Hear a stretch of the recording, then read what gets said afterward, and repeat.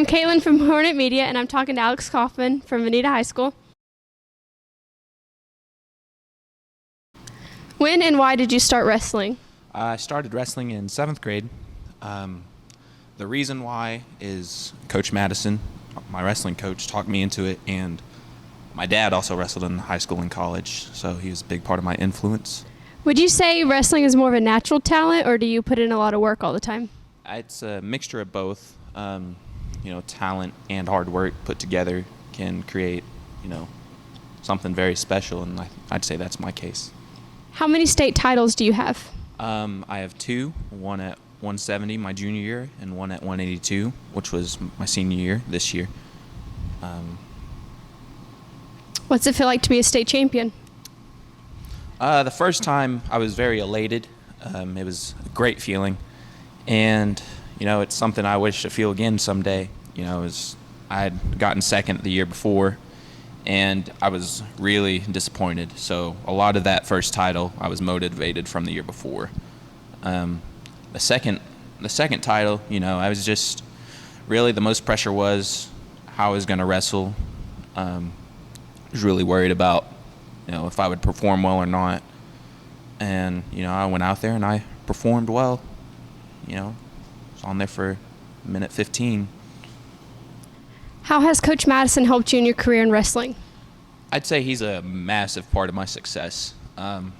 He believed in me ever since 7th grade.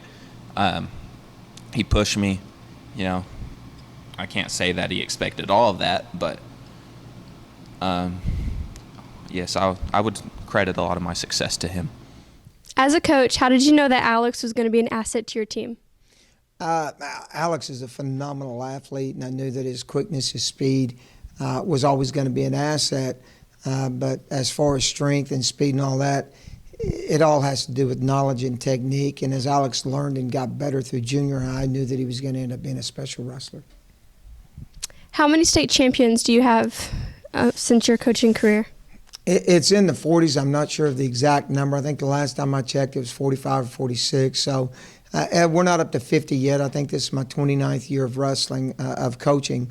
So, that's a pretty good amount of individual champs. And, Alex, of course, being the latest one. Before him, of course, was Dylan Inyard. And hopefully we'll have a couple more next year that have an opportunity to step up and be champs for us as well. Can you tell us about the rock on your desk? That rock was brought to me by a young lady. I'd always told her I'd never been west of the Rocky Mountains, so she went to the Rocky Mountains, and this is probably 20 years ago, and she brought me back a rock from the Rockies. Well, I started using it as a paperweight, and probably 25 years ago, my wrestlers started using whiteout to paint it, and then it got to be a tradition that they would use whiteout and paint the rock, and then they'd put their name on it if they were state champ. That thing's probably got 30 or 40 different coats of paint on it. Alex painted it last year. The year before was, of course, Dylan. And then before that, it was Casey Begay and Brian Martin. So it's kind of been a tradition now. Alex, I have an opportunity to come in and paint it again. When you see Alex, do you see characteristics in him that you wish your other athletes had?